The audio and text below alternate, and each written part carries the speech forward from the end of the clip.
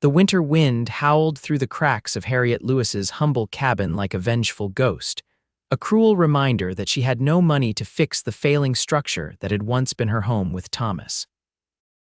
3 days ago, she had buried her husband of 5 years, a man who, as it turned out, had gambled away every cent they owned before typhoid fever claimed his life. Harriet stared at the empty cupboard, her stomach growling in protest. At 24, she was alone, hungry and facing the brutal Montana winter of 1876 with nothing but a dilapidated cabin and the tattered dress on her back. Thomas had left her nothing but debts and broken promises. "I won't cry anymore," she whispered to herself, clenching her fists until her nails bit into her palms. She had shed enough tears over the past week to last a lifetime. A knock at the door startled her from her thoughts. Harriet hesitated, wondering who would call at this hour. Most of the townsfolk had already written her off as a lost cause after news of Thomas's gambling debts spread through Silver Creek like wildfire. When she opened the door, the tall figure of a man she didn't recognize stood before her, his broad shoulders dusted with snow, a basket clutched in his gloved hands. "Mrs. Lewis."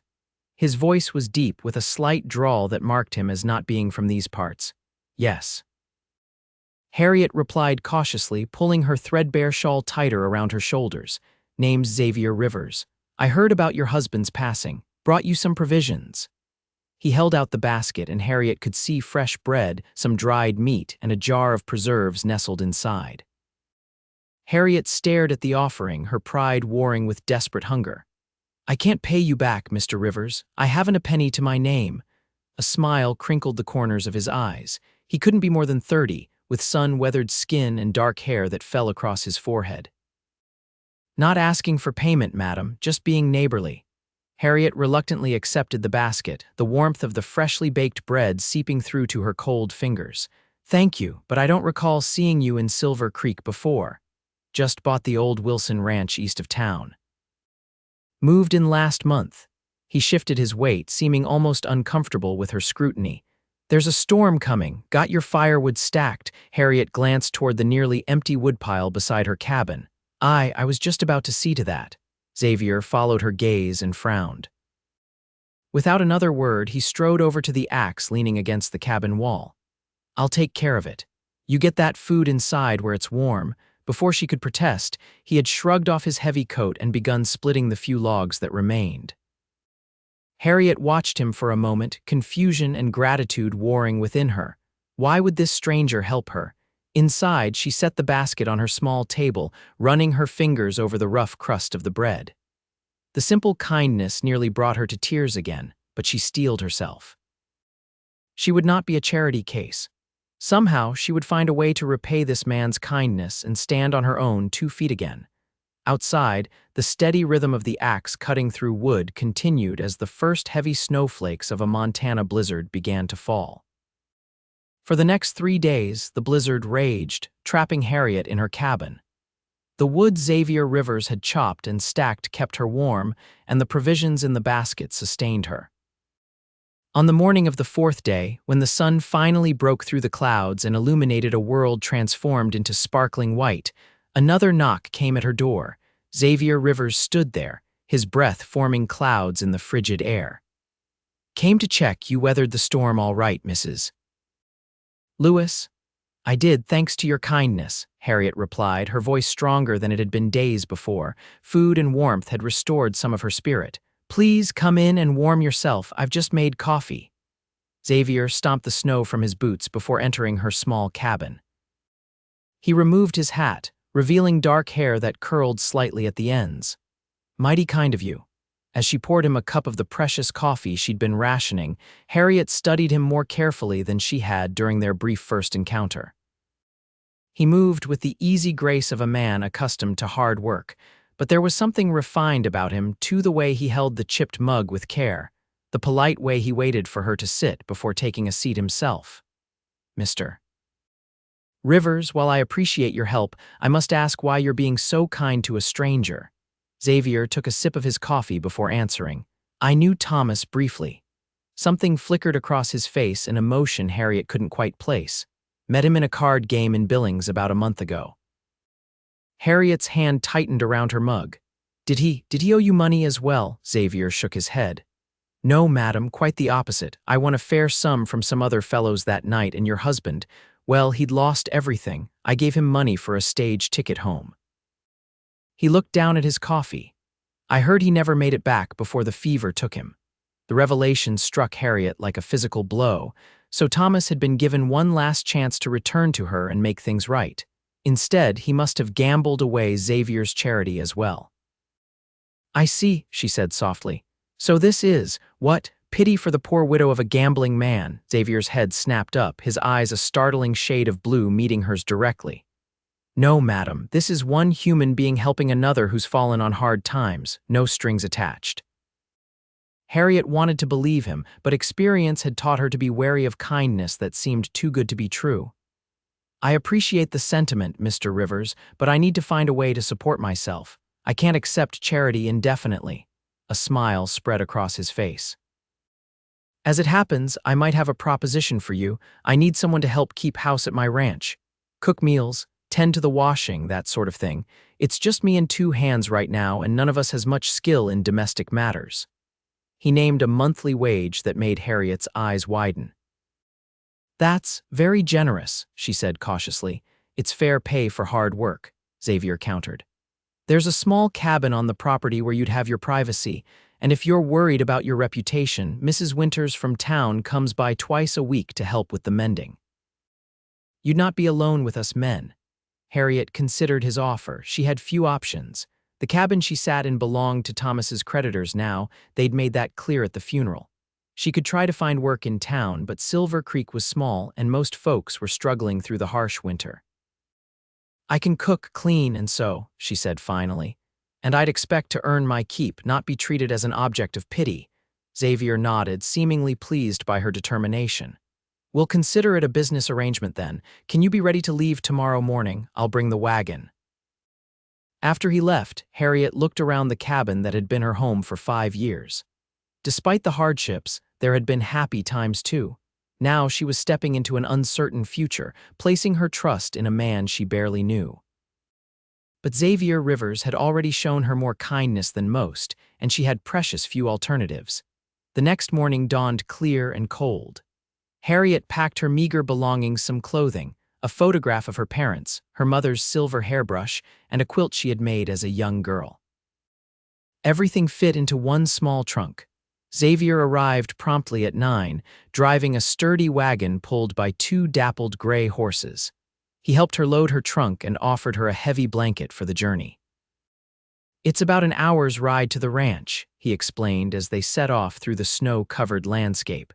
Used to belong to old man Wilson before he moved back east to live with his daughter.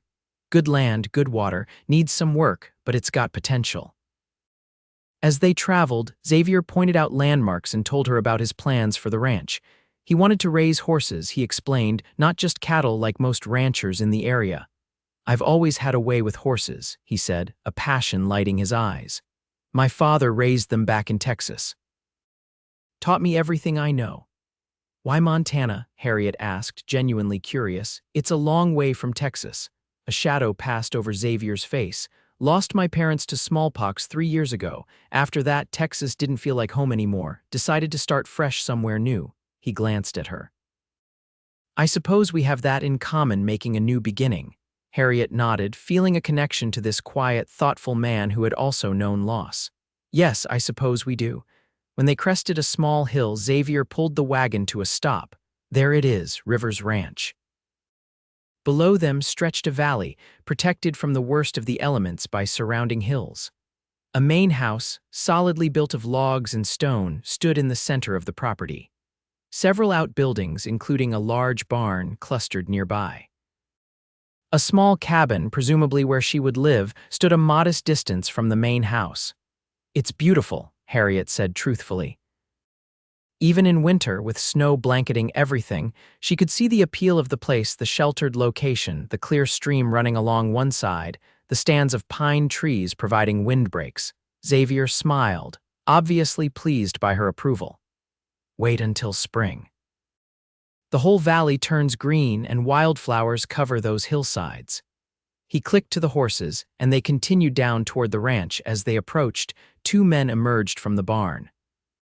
Xavier introduced them as his ranch hands Caleb Mitchell, an older man with a weather-beaten face and kind eyes, and Abe Turner, younger and more reserved. "Mrs. Lewis will be keeping house for us," Xavier explained. "She'll be staying in the creek cabin." Both men touched their hats respectfully, and Caleb smiled. "Mighty pleased to meet you, madam. The boss's cooking was likely to kill us all before spring." Xavier laughed good-naturedly at the jibe. "Show some respect, Caleb. Mrs. Lewis might decide we're not worth her efforts." Harriet found herself smiling at their easy camaraderie. "I promise not to let you starve, gentlemen, though I should warn you my pies have been known to crack window panes." This earned her genuine laughter from all three men, and some of the tension eased from her shoulders. Perhaps this arrangement would work out after all. The cabin was simple but clean, with a small bedroom, a sitting area with a fireplace, and a tiny kitchen. It was already stocked with firewood, and someone had lit a fire to warm it before their arrival. "I had the men get it ready for you," Xavier explained as he brought in her trunk. "There's fresh bedding, and Mrs. Winters brought some supplies from town yesterday: flour, coffee, sugar, the basics." He hesitated. "I hope it's comfortable enough." Harriet looked around at the snug cabin. After fearing she would end up homeless or forced to beg relatives for charity, this seemed like an unexpected blessing. "It's more than adequate, Mr. Rivers, thank you." "Xavier," he corrected her gently, "if we're to work together, you might as well use my given name." She nodded, feeling a slight warmth in her cheeks that had nothing to do with the fire. "And you may call me Harriet." That evening, she cooked her first meal for the men of Rivers Ranch, a hearty stew made with venison and root vegetables, with biscuits that brought genuine sounds of appreciation from all three men. "If you cook like this every night, Mrs. Lewis, we'll all be too fat to ride come spring," Caleb declared, reaching for another biscuit. Xavier ate more quietly, but his appreciative glances told Harriet he enjoyed the meal as well. She found herself wanting to please him, to prove she was worth the faith he had placed in her. After the men retired to the bunkhouse and Xavier to the main house, Harriet returned to her cabin. As she prepared for bed, she realized this was the first day since Thomas's death that she hadn't been consumed by fear for her future. For the first time, she allowed herself to hope that perhaps her life wasn't over after all, that she might find a new purpose here at Rivers Ranch. The next weeks fell into a rhythm. Harriet rose early each morning to prepare breakfast for the men before they headed out to tend to the ranch chores. She spent her days cleaning, baking, mending, and gradually bringing order to the main house, which had clearly been maintained by men with little interest in domestic comforts. Xavier was often busy from dawn until dusk, working alongside his hands rather than merely directing them. She admired his work ethic and the respectful way he treated both Caleb and Abe. Unlike Thomas, who had looked down on those he considered beneath him, Xavier seemed to value the contributions of everyone around him. Sometimes in the evenings, if his work finished early enough, Xavier would join her on the porch of her cabin. They would sit in companionable silence, watching the sunset paint the snow-covered hills in shades of pink and gold. "My mother would have called that God's paintbrush," Harriet remarked one such evening in early February. Xavier smiled. "My mother said much the same thing." "Where were you raised, Harriet?" "Ohio, originally. My father was a schoolteacher." She hugged her shawl closer against the chill. "They both died of influenza when I was 17. I came west with my aunt and uncle afterward." "And that's how you met Thomas?" Xavier asked gently. Harriet nodded. "He worked for the stage company in Billings. He was charming, full of big dreams." She sighed. "I was young and naive enough to believe in those dreams." Xavier was quiet for a moment. "Dreams aren't bad things to believe in, Harriet. Just sometimes the dreamer isn't worthy of the trust placed in them." She looked at him, struck by the insight in his words. "You sound like you speak from experience." A rueful smile crossed his face. "Let's just say you're not the only one who's trusted unwisely." He stood, stretching his tall frame. "It's getting cold, you should head inside." As the winter slowly began to release its grip on the land, Harriet found herself watching for Xavier each morning. looking forward to their brief interactions throughout the day and especially to their quiet conversations in the evenings. She told herself it was merely gratitude and friendship she felt, nothing more. After all, she was still in mourning for Thomas, even if their marriage had been troubled toward the end. Yet she couldn't deny the flutter in her stomach when Xavier smiled at her, or the way her hand lingered when passing him a cup of coffee. These feelings confused and frightened her. She wasn't ready to trust her heart again, perhaps she never would be. In mid-March, Xavier announced he needed to travel to Helena on business and would be gone for several days. "There's a horse auction," he explained over breakfast. "Chance to pick up some good breeding stock." "When will you leave?" Harriet asked, trying to keep the disappointment from her voice. "Tomorrow morning, if the weather holds," he glanced at her. "I'll bring back any letters for you if you'd like to write to anyone." Harriet shook her head. "There's no one, but thank you." She had lost touch with most of her friends after marrying Thomas, and her remaining family members were distant both geographically and emotionally. The morning of Xavier's departure dawned clear and mild.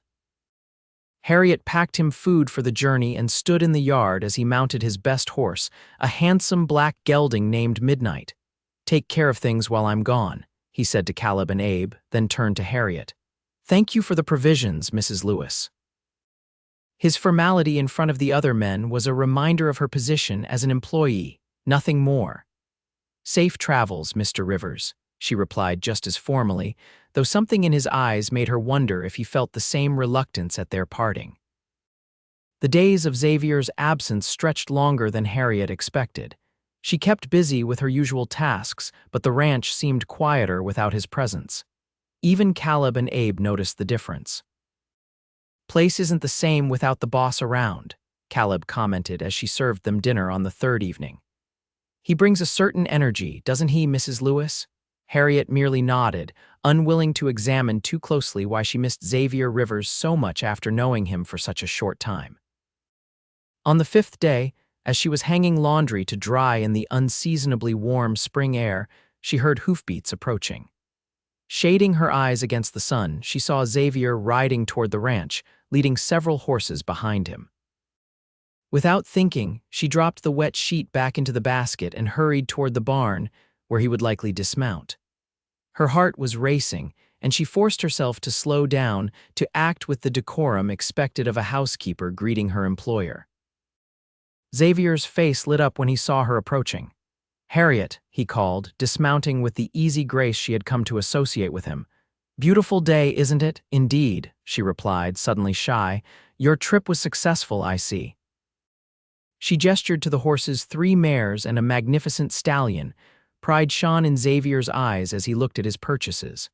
"Better than I hoped. This fellow," he patted the stallion's neck, "is Thunderbolt. Best quarter horse stock in Montana if the seller wasn't stretching the truth. And these ladies," he indicated the mares, "should give us some fine foals come next year." "They're beautiful," Harriet said sincerely, admiring the strong, clean lines of the animals. Xavier's smile widened. "I brought something else back too." He reached into his saddlebag and pulled out a small package wrapped in brown paper. "For you." Surprised, Harriet took the package. "You didn't need to bring me anything." "Open it," Xavier urged, an almost boyish eagerness in his expression. Inside the paper was a book, a collection of poetry by Emily Dickinson.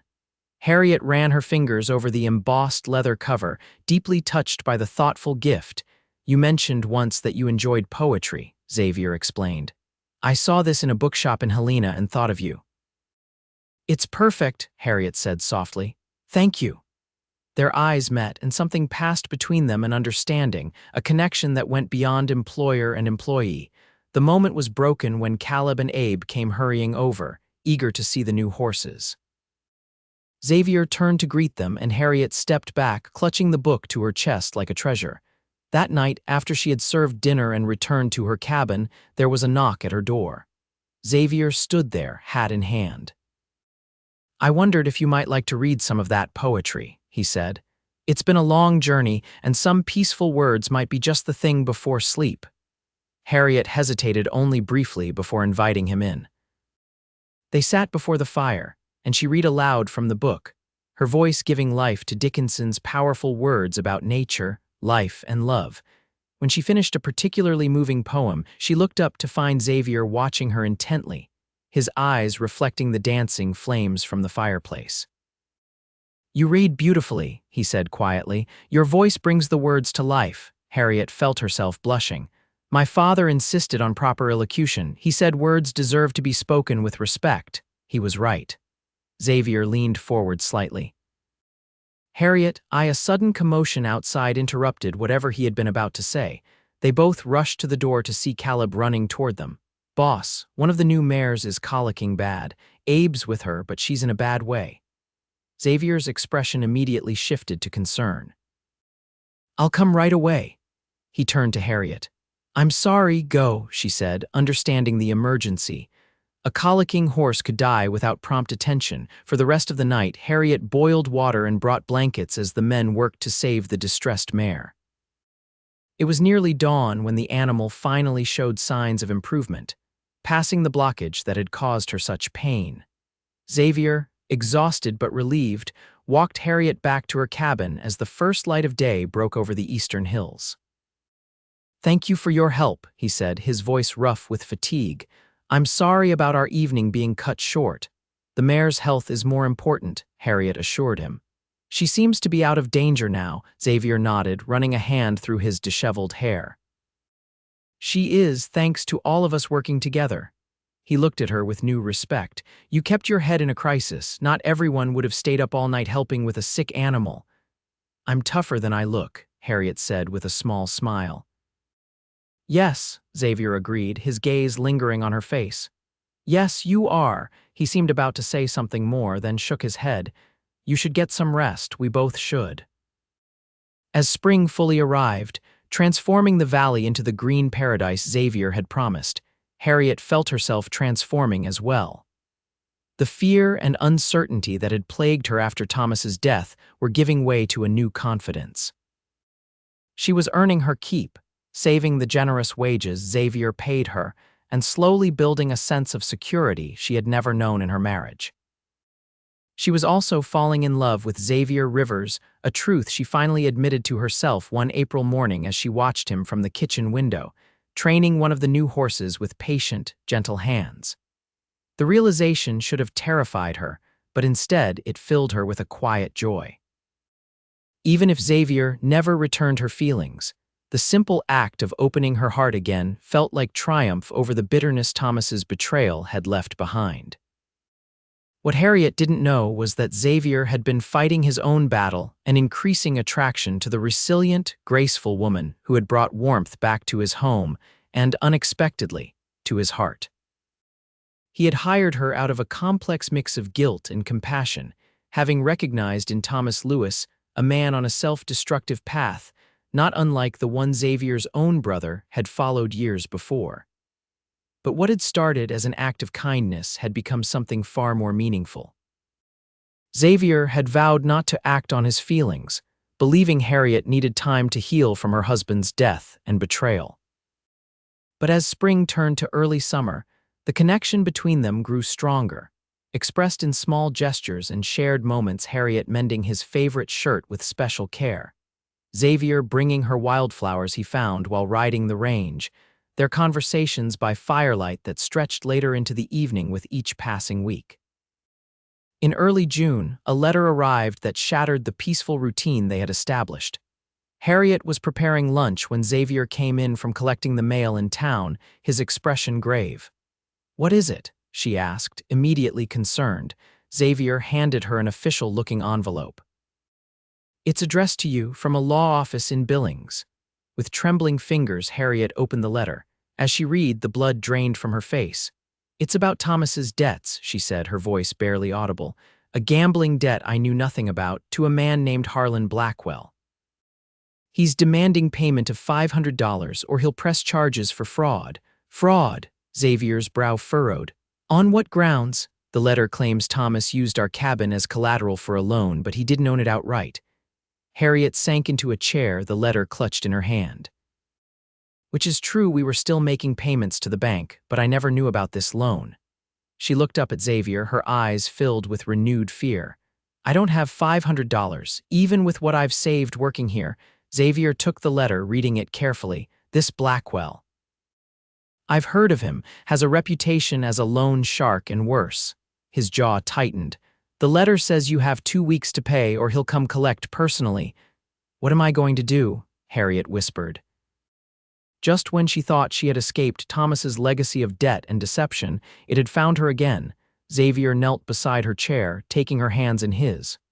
We'll figure this out together, Harriet. I promise you won't face this alone. The sincerity in his eyes gave her strength. She nodded, fighting back tears. Thank you.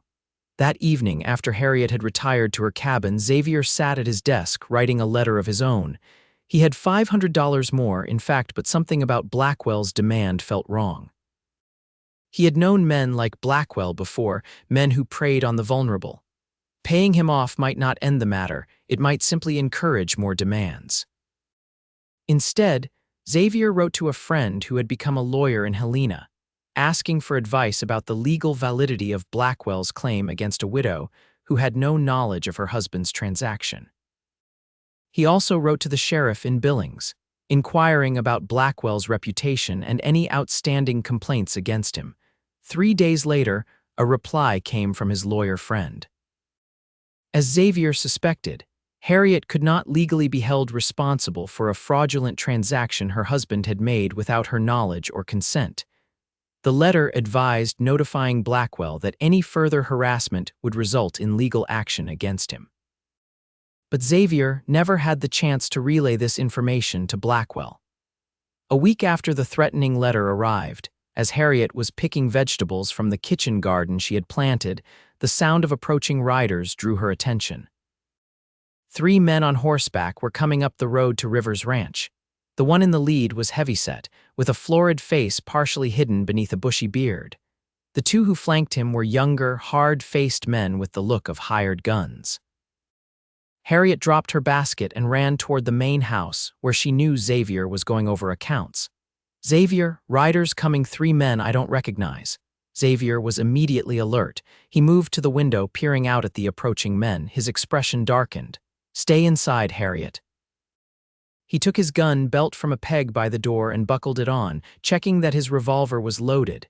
Is it Blackwell? She asked, her heart racing. Xavier nodded grimly. I recognize him from descriptions. He matches what my friend the sheriff told me. He looked at her intently. Whatever happens, let me handle this. You have no legal obligation to this man. Before she could respond, the riders had reached the yard. Xavier stepped out onto the porch, his stance casual but alert. Harriet remained just inside the door, watching through the window. Afternoon, gentlemen, Xavier called. Something I can help you with. The leader, presumably Blackwell, dismounted heavily. Looking for a woman named Harriet Lewis. Understand she works here now. Mrs. Lewis is under my employment and protection, Xavier replied evenly. Any business you have with her can be conducted through me. Blackwell's face reddened further. This ain't your concern, mister. Her deadbeat husband owes me money and I aim to collect. Mrs. Lewis's husband is deceased, as I'm sure you know, Xavier said. And according to the law, she's not responsible for fraudulent debts he incurred without her knowledge. This seemed to take Blackwell by surprise. He clearly hadn't expected an informed response. Don't matter, he blustered after a moment. I got his marker and somebody's going to pay. One of Blackwell's companions had dismounted and was slowly circling to the side, hand hovering near his gun. Xavier didn't miss the movement. I wouldn't, he said quietly, his voice carrying a warning that made the man pause. Caleb and Abe had emerged from the barn now, both armed with rifles. They took positions flanking the house, creating a clear disadvantage for the visitors. Blackwell assessed the situation, recognizing he was outmatched. This ain't over, he growled. That woman owes me, and I'll get what's coming to me one way or another. Actually, it is over, Xavier countered, his voice steel beneath the calm surface. I've taken the liberty of writing to the sheriff in Billings about your operation, Mr. Blackwell. Seems there are several complaints about your methods of debt collection. The territorial marshal is quite interested in speaking with you. For the first time, uncertainty flickered across Blackwell's face. You're bluffing. Xavier reached slowly into his pocket and withdrew a folded paper. Letter arrived yesterday. Marshal Wilson will be in Billings next week specifically to investigate claims against you. He smiled thinly. Now, I suggest you and your friends leave my property and forget any claim you believe you have against Mrs. Lewis. Otherwise, I'll be happy to detail to the marshal exactly how you threatened a widow with fraudulent charges. The standoff lasted several tense seconds before Blackwell spat on the ground. Ain't worth my time anyway, he muttered, turning back to his horse. Come on, boys. As they rode away, Xavier remained on the porch until they were out of sight. Only then did he turn to find Harriet standing in the doorway, her face pale but composed. Thank you, she said quietly. You didn't have to do that. Xavier's expression softened. Yes, I did. He stepped closer to her. Harriet, he was interrupted again, this time by Caleb calling from the barn about one of the horses showing signs of the same colic that had afflicted the mare months earlier. With a frustrated sigh, Xavier turned toward the barn, duty calling him away from what his heart wanted to say. That night, after the horse had been treated and the ranch had settled into evening quiet, Xavier found himself standing outside Harriet's cabin, trying to find the courage to knock. Before he could decide, the door opened and Harriet stood there as if she had sensed his presence. I saw your shadow, she explained softly. Would you like to come in? The cabin was warm and inviting, with a small fire crackling in the hearth. The book of poetry he had given her lay open on a table, well thumbed now. I wanted to make sure you were all right, Xavier said. Today was unsettling. Harriet nodded, gesturing for him to sit. It was. But thanks to you, I think that particular ghost from Thomas's past has been laid to rest. There's something I need to tell you, Xavier said after a moment of silence. Something I should have told you from the beginning. Harriet looked at him questioningly, a flicker of apprehension crossing her face. The night I met Thomas in that card game in Billings. Xavier began, choosing his words carefully. I didn't just happen to be there, I was looking for him specifically. Confusion replaced the apprehension in Harriet's eyes. Looking for him? Why? Xavier took a deep breath. 3 years ago, my brother Daniel got involved with some unsavory characters in a gambling hall in Denver. He ended up deeply in debt, desperate enough to forge our father's signature on a bank draft. Your husband was at that same gambling hall, won big that night, and he was the one who spotted the forgery. He reported Daniel to the authorities. Harriet's hand went to her throat. Oh, Xavier, Daniel was arrested, sent to prison. 6 months later, he died in a prison riot. Xavier's voice remained steady, but the old pain was evident in his eyes. After our parents died, I started tracking Thomas Lewis. Not for revenge exactly, but I needed to understand the man who had set those events in motion. And when you found him, Harriet asked quietly, I found a man not so different from my brother, caught in a spiral of gambling and lies. Xavier met her gaze directly. I had no idea he was ill. When I gave him money for the stage home, it was partly out of pity, partly out of a strange sense that helping him might somehow balance what happened with Daniel. And then, when you heard he had died, I felt I owed it to someone to make amends, even though I had no direct hand in his death. When I learned about your situation, it seemed fated somehow. Xavier ran a hand through his hair, suddenly uncertain. I don't want you to think my offering you employment was just about assuaging my guilt. It started that way, perhaps, but then I got to know you and, Harriet prompted when he fell silent. Xavier stood, moving to the fireplace, his back to her. And I found myself caring for you in a way I never expected. In a way that has nothing to do with Thomas or Daniel or the past. He turned to face her. I love you, Harriet. I've tried not to, knowing you were still grieving, knowing how complicated our connection is, but I can't deny it any longer. Harriet sat very still, his words washing over her like a warm wave. After a moment, she rose and crossed to him. Why would you try not to love me? She asked softly. Because I feared you could never separate me from the painful memories of Thomas. Because I thought you deserved a clean slate, not a man tangled in your past. He reached out tentatively, touching her cheek. Because I was afraid. Harriet leaned into his touch. I was afraid too, afraid to trust again after being betrayed. Afraid to believe I could find happiness when all seemed lost. She covered his hand with her own. But you put bread in my basket when I was starving, Xavier.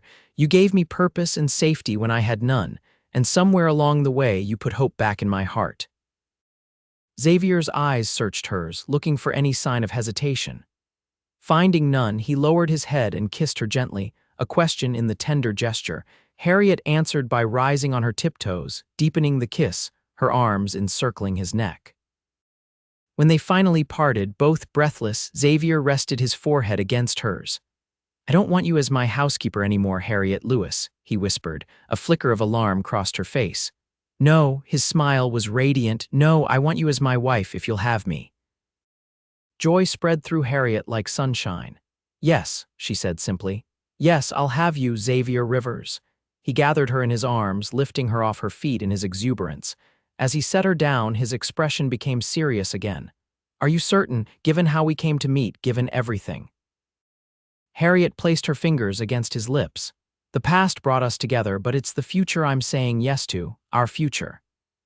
They were married 3 weeks later in a simple ceremony in the Silver Creek Church, with Caleb, Abe, and Mrs. Winters in attendance. Xavier had insisted Harriet have a proper wedding dress, ordering one from Helena that arrived just 2 days before the ceremony, a gown of cream-colored silk that made her feel like a princess from a fairy tale. After the ceremony, they rode back to Rivers Ranch, now their shared home. Xavier had suggested they take a honeymoon trip to Denver or even San Francisco, but Harriet had demurred. "The ranch is where we found each other," she told him. "It's where I want to begin our married life." As summer turned to autumn, Harriet found herself happier than she had ever imagined possible. Xavier was everything Thomas had not been: honest, steadfast, and genuinely devoted to her happiness. The ranch flourished under their combined care, with Harriet taking a particular interest in the garden and orchard, expanding both beyond what the men had thought possible. Xavier's horse breeding operation began to gain recognition throughout the territory. In September, one of their colts, the offspring of Thunderbolt and the mare who had colicked, won a prestigious race in Helena, putting Rivers Ranch firmly on the map as a source of quality horseflesh. The money from the colt's sale and subsequent breeding fees allowed Xavier to expand the ranch, buying an adjacent property and hiring 2 more hands. Harriet managed the household accounts with skill, ensuring their growing prosperity was prudently invested for the future.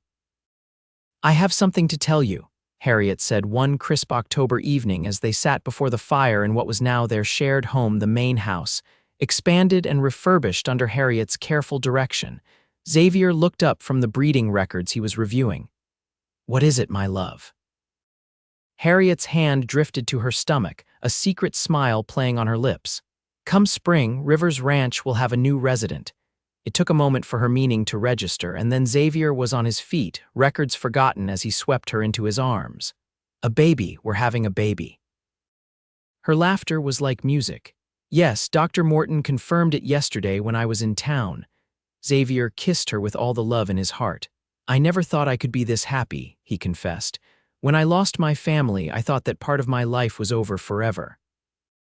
"And I thought the same after Thomas died," Harriet said, resting her head against his chest. "We were both wrong. Gloriously wrong," Xavier agreed, his hand joining hers over the place where their child grew. The winter of 1877 passed in a blur of preparations and anticipation. Xavier insisted on bringing in a proper nurse from Helena for the birth, setting up the creek cabin as a comfortable residence for her. He read every book on childbirth and infant care he could find, much to Harriet's amused delight. "The baby won't arrive for months yet," she reminded him as he fretted over whether the cradle he was building was sturdy enough. "I want everything to be perfect," Xavier replied, his normally steady hands betraying his nervousness as he measured the cradle's rockers for the 5th time. Harriet's pregnancy progressed smoothly, her body blossoming with new life. Xavier found her more beautiful than ever, her skin glowing, her eyes bright with anticipation. They spent the long winter evenings planning for their child's future, dreaming of the life they would build together. "Boy or girl, this child will know they are loved," Xavier vowed, his hand resting on Harriet's growing belly. "They'll never doubt it for a moment." Harriet covered his hand with her own. With you as their father, how could they doubt it? On a bright May morning in 1878, after a labor that tested Harriet's strength, but never her resolve, Elizabeth Hope Rivers entered the world with a lusty cry that Xavier swore could be heard all the way to Silver Creek. Named for both their mothers, she had Xavier's blue eyes and a dusting of Harriet's golden hair.